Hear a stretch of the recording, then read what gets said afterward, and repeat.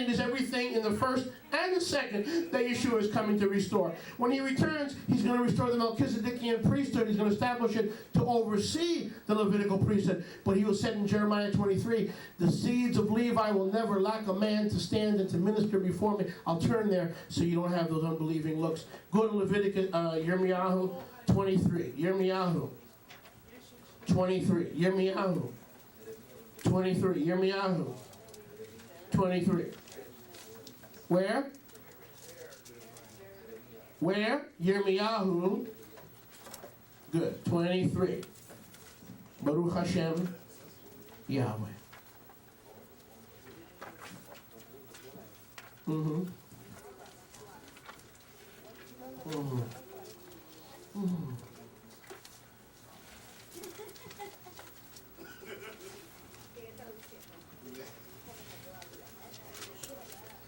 Yirmiyahu 23.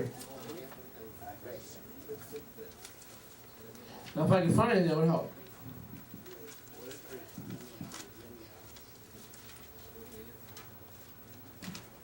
Could it be 33?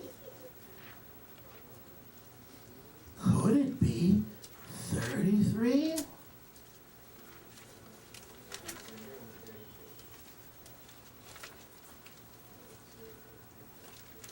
Well, look up, see if you can find it, okay? Because I don't know exactly where it is.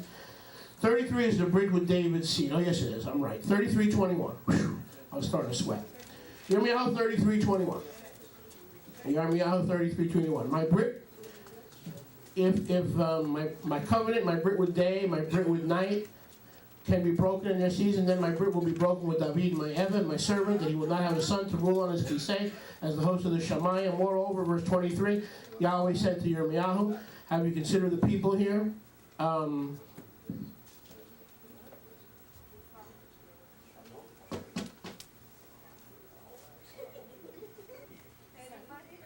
Levi, somebody help me? The covenant of Levi. Anybody know where to look? Levi. I have verse 4, note 4. Yep, it was right in front of me. Look, verse 22. As the host of the Shamayim cannot be numbered, Jeremiah 33:22.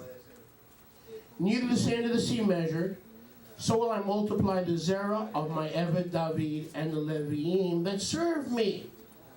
Notice, the same way the covenant with David cannot be broken, neither can the covenant with the Leviim that serve me. I will multiply, I will never erase the family of David, nor the Leviim who serve me. Did you see that? They may not be functioning, but they'll never be erased. Did you see that? Jeremiah 33:22. Not only will I not erase the Leviim from the earth, I will multiply them when? In the kingdom, guys. The idea that the Levitical priesthood has been done away with is Christian theology. It is not biblical. Yahweh says, the same way I will preserve the throne of David for all generations, not only preserve but increase the throne of David, so will I do with the Leviim. I will preserve them and multiply them. Do you see that? Thank you. Now go back to Ivrim as we begin to close. Ivrim, this is right up there, kiddo. When you grab this, you will be able to defend your faith to anybody from the Sunday system. Anybody. Because their whole theology revolves around the fact that the destruction of the temple represented the doing away of the law of Moses and the sacrifices. But once you realize that both covenants were represented by the temple, does that change the paradigm shift, or does that change the paradigm, or what? Baruch Hashem Yahweh. I said Baruch Hashem Yahweh. Meaning what's been destroyed? Everything. Everything. You tell me the Melchizedekian order is functioning? It's so dysfunctional, we have Melchizedekian priests that hate each other and don't even talk to each other. They're not divided into two loaves, they're fragmented into 399 denominations. You know what a denomination is? Look it up in your dictionary. A little nation. You know why the body of Yeshua is fractured into little nations? Because they don't want to live the fact and accept the fact that they are Israel. When you realize you're Israel, you don't need to fraction off into little nations. Amen.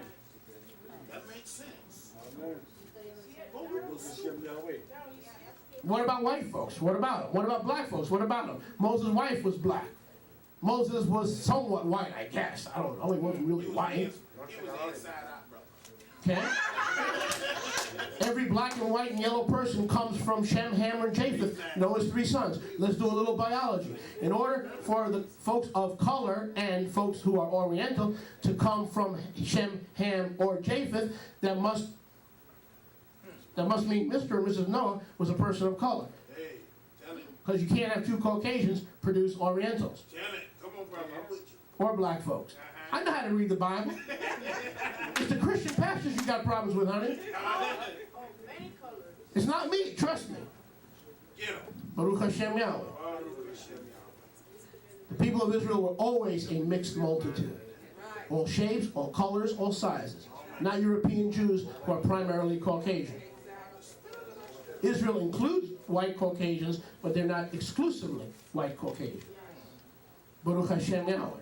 Oh, I feel trouble pending. Impending, pending. Okay, now watch this. This is all symbolic. Look when Yeshua spoke about it in Luke 15. He spoke about the parable of the lost coin and the lost what? Sheep. What happens when one sheep is found? There's rejoicing where? In heaven. He spoke about the parable of the lost sheep. Did Yeshua come for sheep? Did Yeshua come for coins? There were 100 coins. One was lost. Did he come for a nickel? How many believe Yeshua died on the cross for a nickel? Oh, yeah.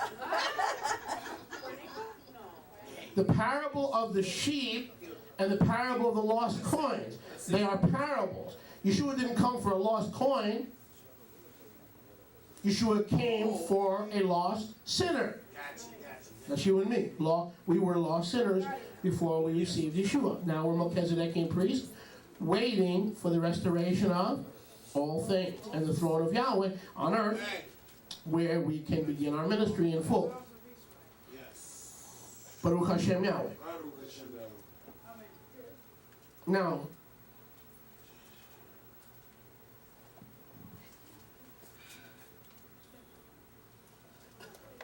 to recap, the protons symbolizes what?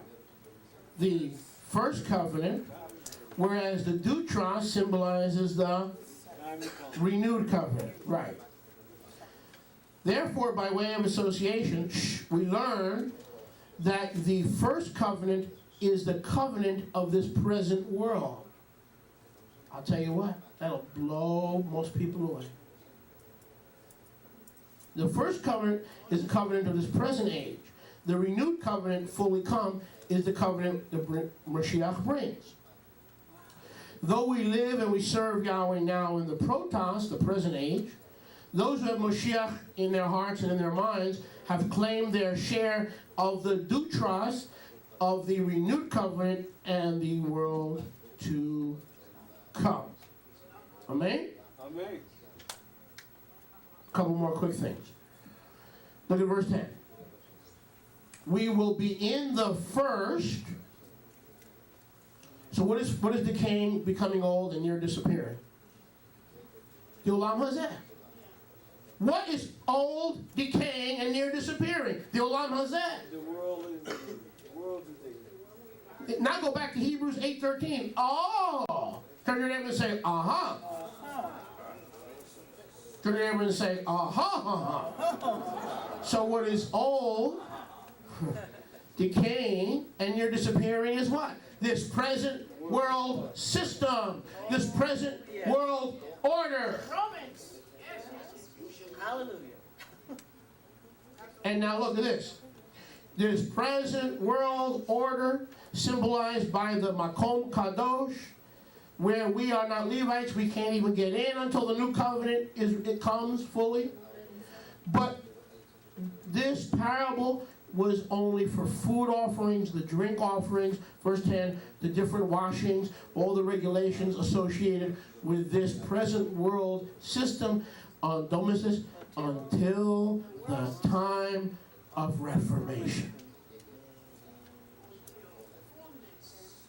Until the time of Reformation. What is going to be reformed? This present age? How? Revelation 21, he will make a new heavens and a new earth. We are stuck in a divine order of worship with the menorah, a divided house, a daily need for forgiveness, all these things represented by the holy place. Okay, why? Because the Reformation hasn't come. The time of Reformation has not yet arrived. Amen? So what's the parable? The parable is that the whole temple contained within its roof a parable of this world and the world to come, or the Reformation of all things. Amen. And what was destroyed when the temple was destroyed? Everything held dear to Yahweh. And that's why everything will be rebuilt. Not just the coming of the Brit Hadashah, but the rebuilding of the temple itself. Amen. Baruch Hashem Yahweh. I said Baruch Hashem Yahweh. I said Baruch Hashem Yahweh. Baruch Hashem Yahweh.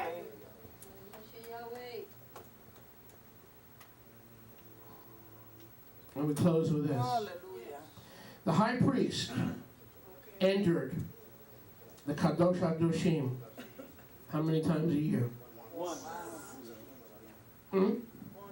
Once a year. Once a year. Look at verse 13. Ephraim 9:13. I'm sorry. Verse 7. Into the Kadosh HaKadoshim went the Kohen HaGadol alone once a year. Alone. We minister in this age, but the Kohen HaGadol entered prophetically the what? Messianic age, one time a year. This indicates the one-time sacrifice for the world to come, Yeshua's sacrifice, symbolized in the Deutros. It is the Deutros covenant of the world to come, which requires that one-time sacrifice. Just like the high priest went into the Deutros, how many times a year? Once. So the sacrifice of the Deutros covenant was a one-time thing. The actual sacrifice for sin offering took place in the first, protos. But the corresponding to the present world. But the blood, and don't miss this, the blood was carried into the Deutros, or the world to come. You missed that. Where was the blood of Yom Kippur spilled? In the Makom Kadosh. No, not in the Holy of Holies. Absolutely not true.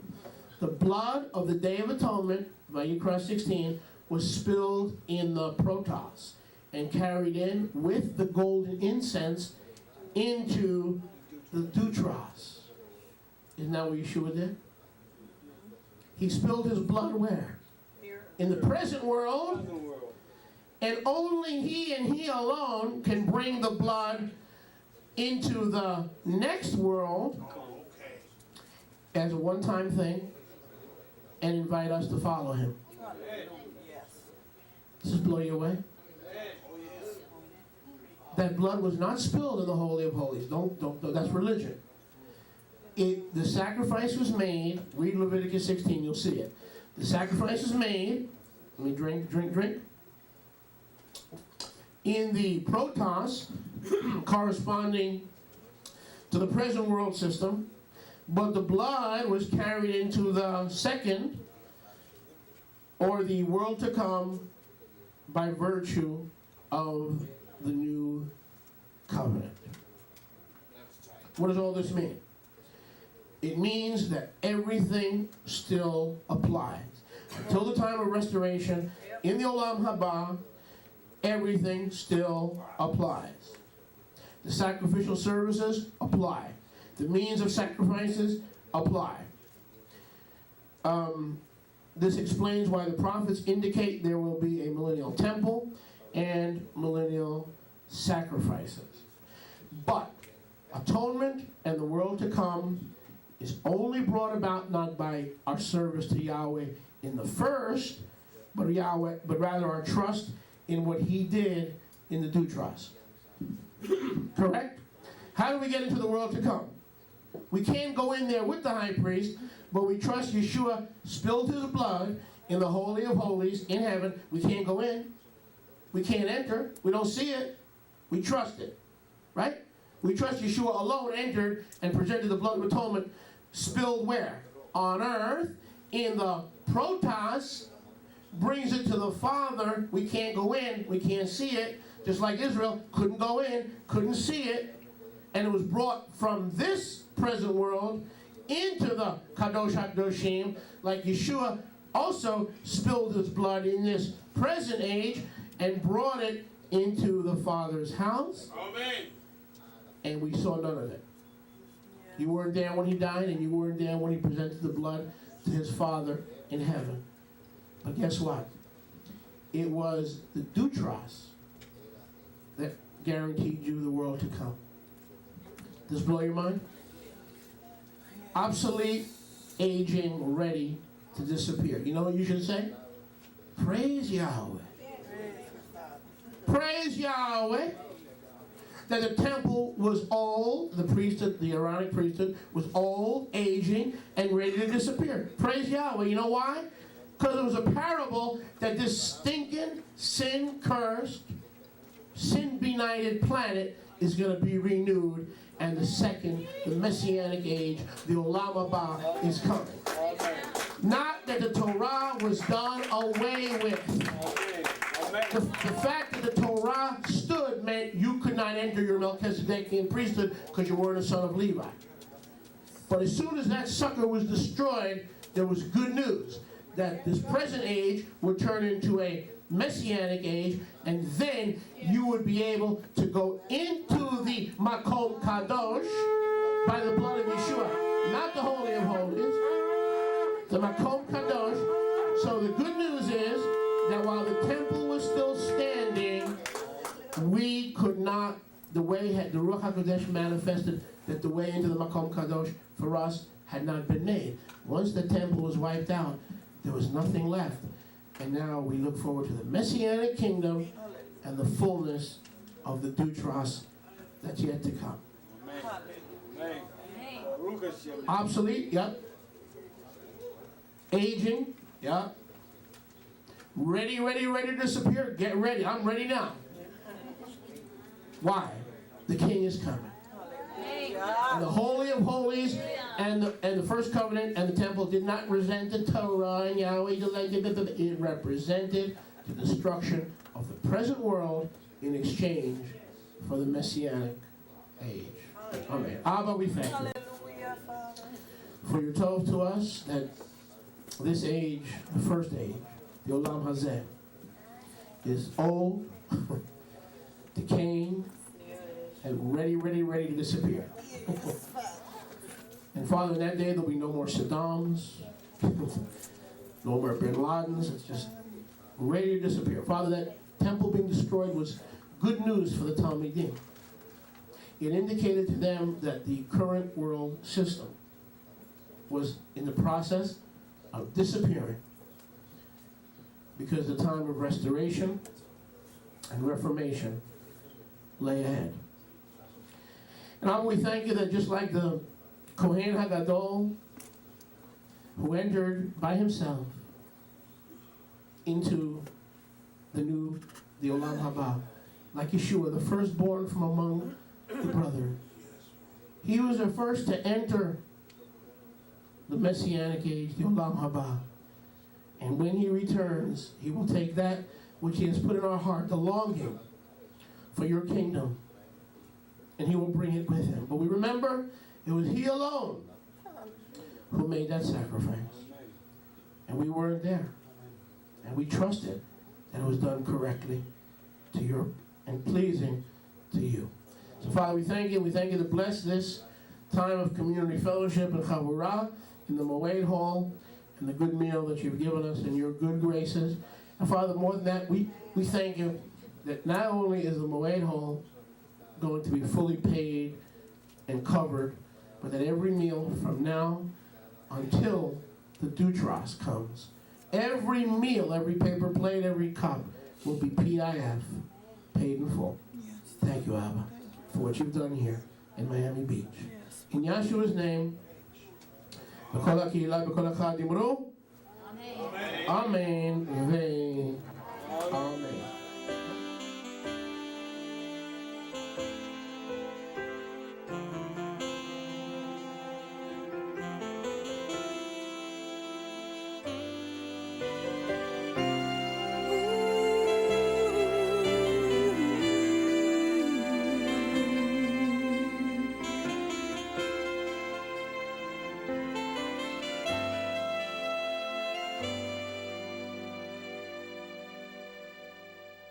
I